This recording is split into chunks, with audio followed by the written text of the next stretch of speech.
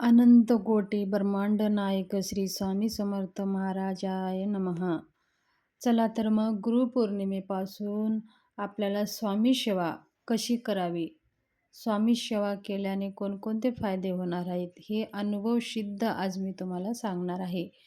आज जे काही मी ह्या व्हिडिओमध्ये सांगेल हे माझ्या अनुभवावरूनच मी तुम्हाला सांगणार आहे. स्वामी सेवा कधीपासून सुरू करावी, केव्हापासून सुरू करावी, म्हणजे आता गुरुपौर्णिमा येत आहे. गुरुपौर्णिमापासून श्री स्वामी समर्थ महाराजांची सेवा करायला सुरुवात करायची आहे.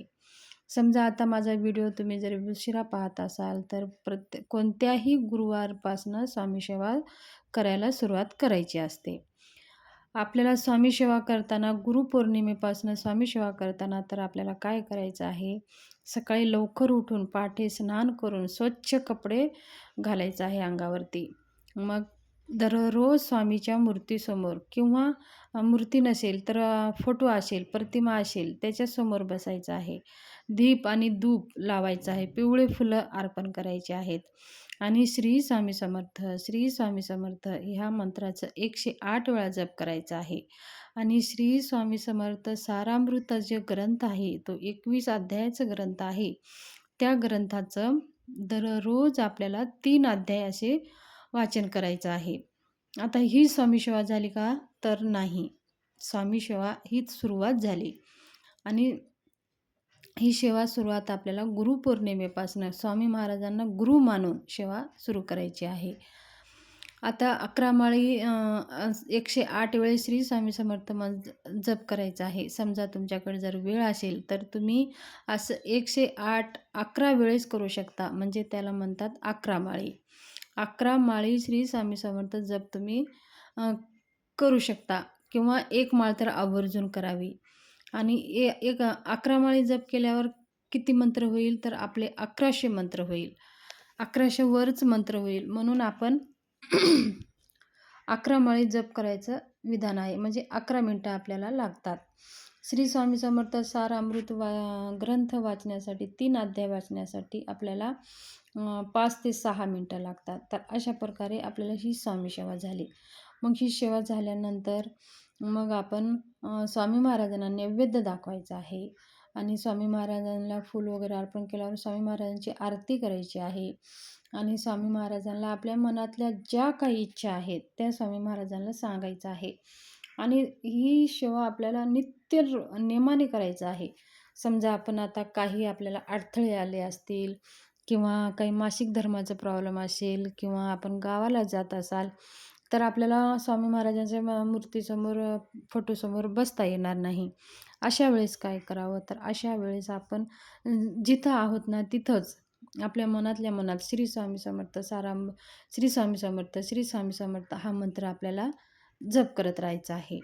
आणि आता ग्रंथ जर आपण सोबत घेऊन जाऊ शकता तर सोबत घेऊन जायचं आहे. जर सोबत नेऊ शकत नसाल तर आपण मोबाईलवर ऐकायचं तर आहे 3 अध्याय, किंवा मोबाईलमध्ये ॲपमध्ये सुद्धा आपल्याला श्री स्वामी समर्थ सारामृत ग्रंथाचं ॲप आपल्याला भेटून जातं. तुम्ही गुगलवर जा किंवा एक ॲप आहे श्री गुरुपीठ त्र्यंबकेश्वर हा एक ॲप आहे. त्याच्यामध्ये सगळं काही आहे. श्री स्वामी समर्थ सारामृत ग्रंथ आहे. त्याच्यामध्ये जप करायचं माळ आहे, नित्यस्तोत्र आहे, मंत्र आहे, आरती आहे, सगळं काही त्याच्यामध्ये तुम्हाला भेटून जाईल. हा गुरुपीठ त्र्यंबकेश्वर हा ॲप आहे. तर त्या ॲपवरती ते डाउनलोड करून त्याच्यात काही पैसे वगैरे काही लागणार नाही. OTP आपला मोबाईल नंबर टाकून ते ॲप डाउनलोड करून घ्या. हे आपल्याला गावाला वगैरे कुठं आपण प्रवासात मध्ये जातो किंवा आपल्याला कुठं लग्न कार्य आहे, काही प्रत्येकाला अडचणी येतच असतात, कुठं ना कुठं आपल्याला जाणं पडतंच. तर अशा वेळेस हे आपल्याला ॲप आपल्याला डाउनलोड करून घ्यायचं आहे आणि मग आपल्याला तिथं सेवा करायची आहे. म्हणजे स्वामी सेवामध्ये ते करणं म्हणजे खंड पडू देऊ नये. स्वामी महाराजांशी आपल्याला संपर्क तोडू नये. सेवा करणं म्हणजे त्यांच्याशी संपर्क ठेवणं, हीच सेवाचा अर्थ आहे. मग आपण त्यांच्याशी संपर्क जर नाही तोडलो तर त्यांनीसुद्धा आपल्याचा संपर्क कधी तोडणार नाहीत.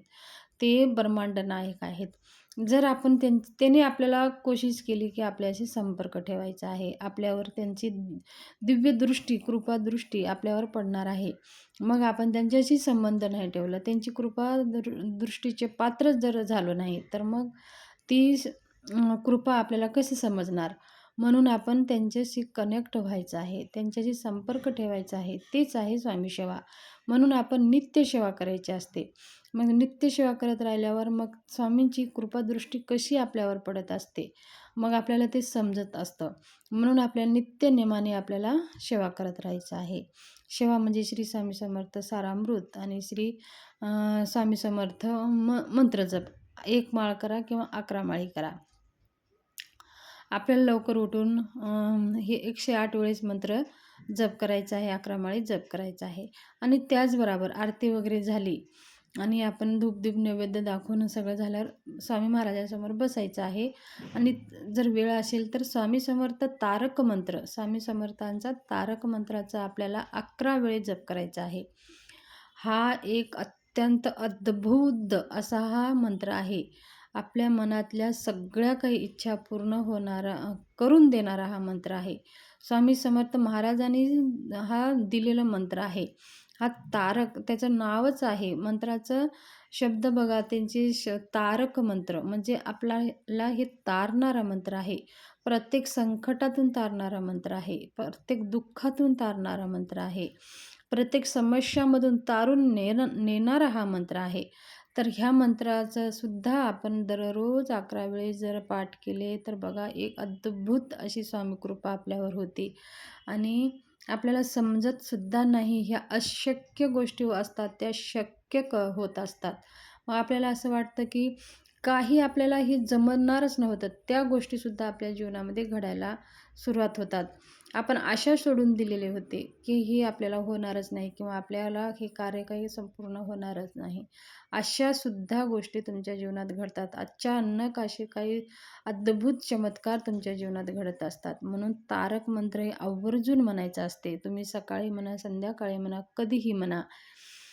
त्याचबरोबर गुरुपौर्णिमेपासून श्री स्वामी समर्थ महाराजांना आपण गुरुपद स्वीकारा म्हणून त्यांना विनंती करून नारळ, खडी साखर ठेवून मानसन्मान करून आपल्याला स्वामी महाराजांचं गुरुपद तुम्हीच घ्या असं मनातली मनात कृपा प्रार्थना करून त्यांचं गुरुपद आपण स्वीकारून घ्यायचं असते. कुठेही स्वामी समर्थ केंद्रामध्ये तुम्ही जाऊ शकता. अशा प्रकारे आपल्याला स्वामी सेवा करायला सुरुवात करायची आहे. आणि ही स्वामी सेवा गुरुपौर्णिमेपासून केली तर अजून त्याचं तेवढे चांगले पुण्य आपल्याला प्राप्त होतातच आणि गुरुची कृपासुद्धा आपल्यावर होत असते. म्हणून गुरुपौर्णिमेपासूनच गुरुची सेवा करायला सुरू करायची असते. तर गुरुपौर्णिमा आहे 29 तारखेला आहे. तर 29 तारखेच्या दिवशी आपण स्वामी समर्थ महाराजांना गुरु समजून आपल्याला स्वामी सेवा सुरू करायची आहे. ही माहिती तुमच्याशी शेअर करायची होती. जर माहिती आवडली असेल तर चॅनलला शेअर करा, सबस्क्राईब जरूर करा.